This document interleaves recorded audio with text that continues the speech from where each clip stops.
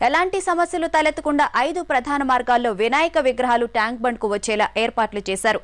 లక్షల సంఖ్యలో భక్తులు వస్తున్నందున అవాంఛనీయ ఘటనలు జరగకుండా కట్టుదిట్టమైన చర్యలు తీసుకున్నారు పోలీసులు.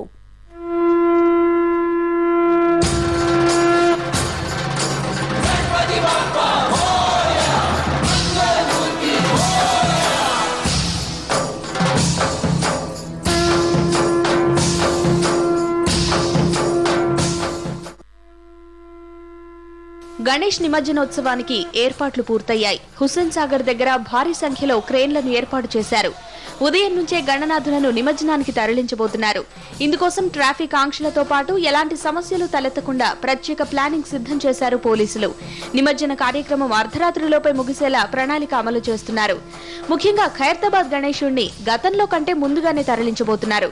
ఈసారి నిమజ్జనానికి ఎప్పుడూ లేనంత భద్రతా ఏర్పాట్లు కల్పించింది ప్రభుత్వం.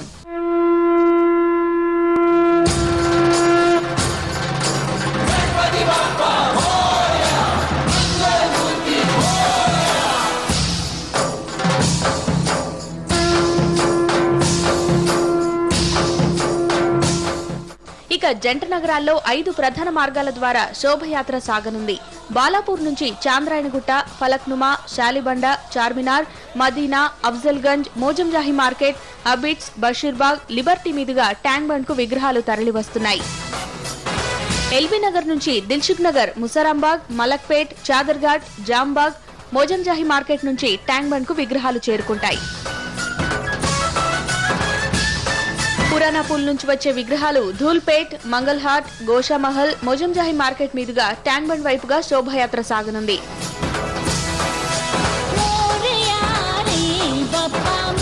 సికింద్రాబాద్ తరలివచ్చే గణేష్ విగ్రహాలు Kabadiguda, Musheerabad, RTC Cross Road Chikkadpally నుంచి హిమాయత్ నగర్, లిబర్టీ మీదుగా ట్యాంక్ బండ్ కు తరలిరానున్నాయి.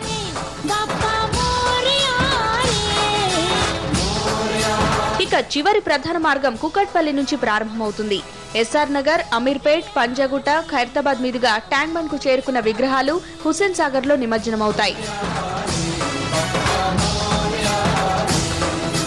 జంట నగరాల్లో సుమారు 55,000 విగ్రహాల్లో ఇప్పటికే 15,000 విగ్రహాలను నిమజ్జనం చేశారు.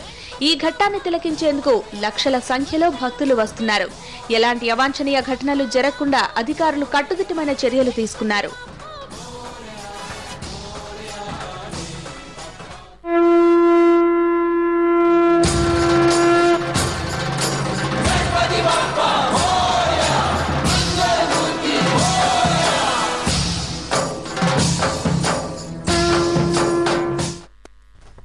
బాలాపూర్ గణనాథుడి